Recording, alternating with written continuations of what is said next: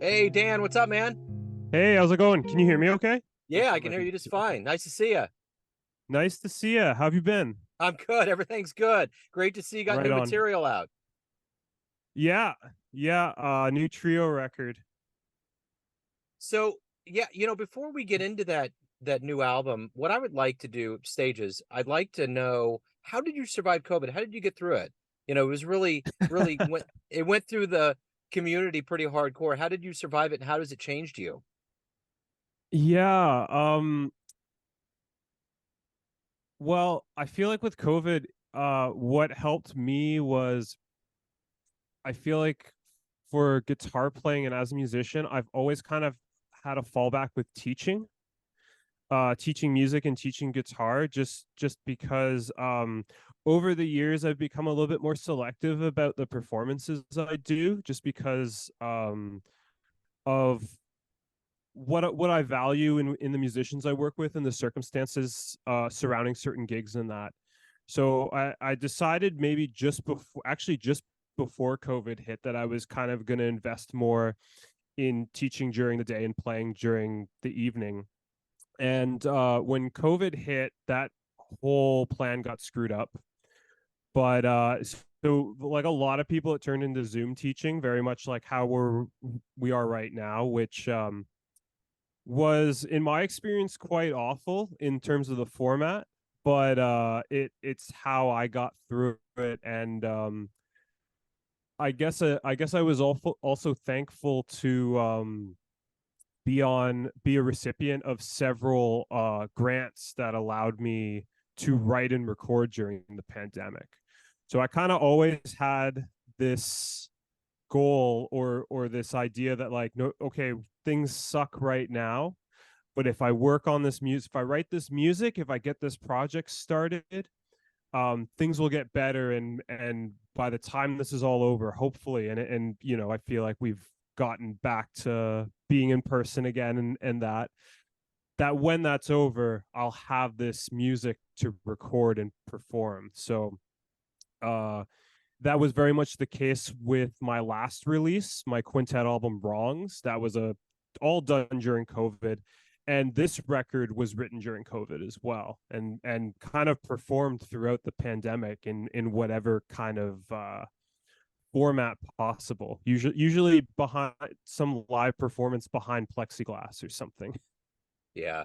Well, it's your fourth album. How do you feel about where you're at in your career and your evolution and your voice? I feel with this, I don't know. I feel like every album's different, and it when I say fourth album, it does feel kind of wild that I've put out four records, even though it doesn't feel too overwhelming. Just with I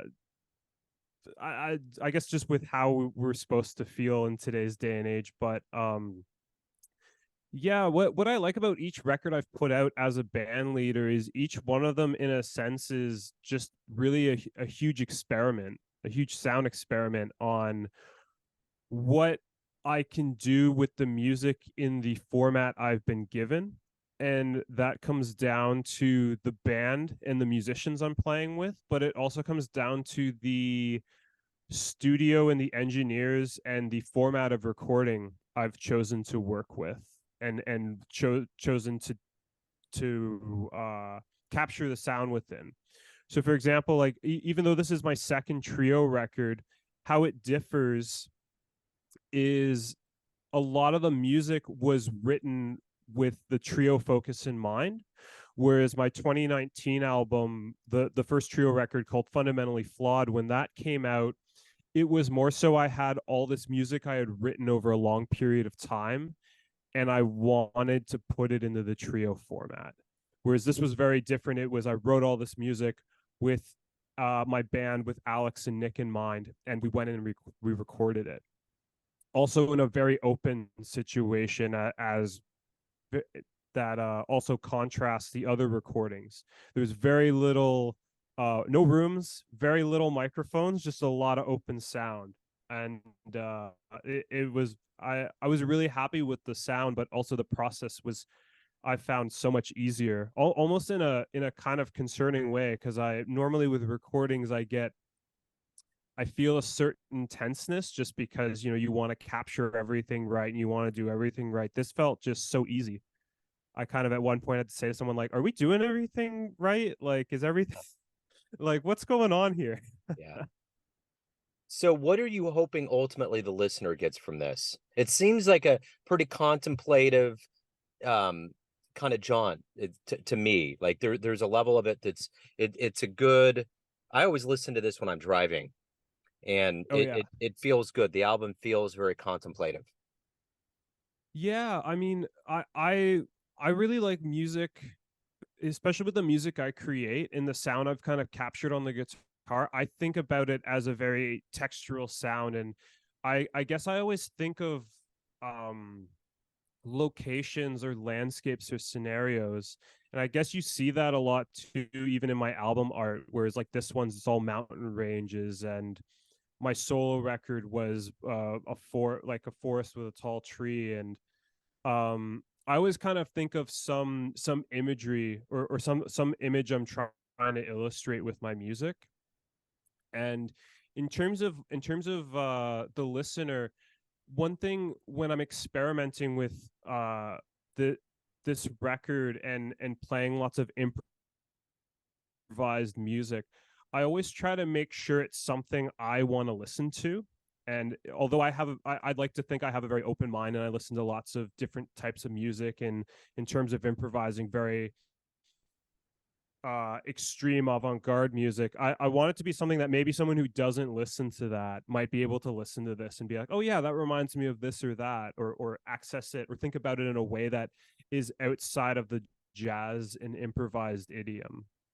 And that's kind of what you hear when you listen to each piece. There is an overall arc and overall similarity, but there's a lot of different influences throughout it. Whereas like you have a track like part two that's very inspired by a lot of 20th century, early 20th century compositions, like Stravinsky. And then you have a track like 15 minutes, which is almost like an instrumental prog rock track. So kind of like I'm trying to take different flavors from my own influences, my own listenings, and things that have inspired me, and try and put them in my overall sound, overall arc, so that I just try and connect with as many people as possible. So how does it feel just on a visceral level to be able to have an album come out now? We're not talking about being in a pandemic and whether crowds are going to come out. We've kind of completed a level of this circle and we're all emerging. Have you thought about that? How that feels to have this out right now? Yeah, I've thought about it a little bit. It feels kind of weird in the sense that with COVID having kind of died down and everything being open again, and having been so long since I've done an album campaign, it almost feels like I'm starting from scratch again in a way. And I think that's why the fourth album, what despite it being my fourth record, it almost kind of feels like my first record in a way again, because it feels like kind of a restart.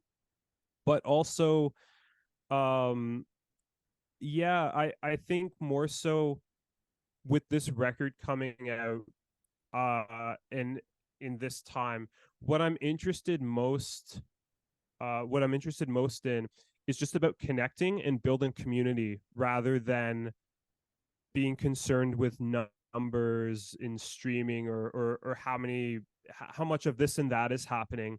I just want the music to be very genuine, and the connections and any kind of interactions to be as genuine as possible. Because I think for me that was a big thing I learned during the pandemic, is like what are my kind of true connections, and what's my real community versus like the relationships that might be more shallow in both personal and work in music scenarios. So that's what I kind of feel with this record coming out. It's I kind of have this divide right now between when I'm trying to plug the record and when I'm just trying to, I guess, be a human being and still create and work on my own level. So speaking of that personal connection, there's no better way than with live music. Talk about any CD release, any subsequent shows, anything that's going on with you.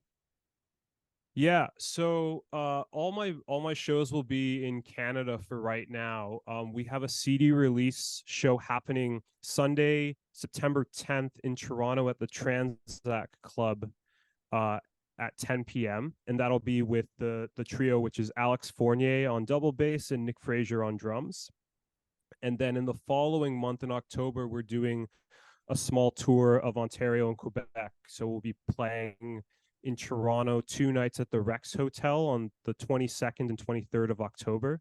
And then we will be going to Guelph, uh, Kingston, Montreal, and Ottawa, performing there as well.